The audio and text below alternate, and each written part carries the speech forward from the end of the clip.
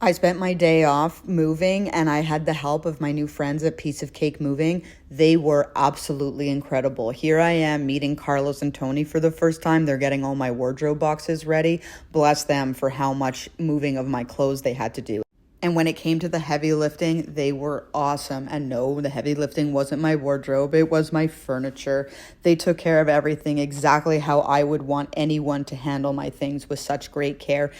Above all, they were just great personalities to be around, and that makes a stressful moving process not stressful at all. Except for this one part where I think I got a little dizzy watching them try to wrap up my bed, but I did have an exceptional sleep in my new apartment, I think because of the way they took care of my stuff. And can we just take a minute to appreciate how well they wrapped my oblong coffee table?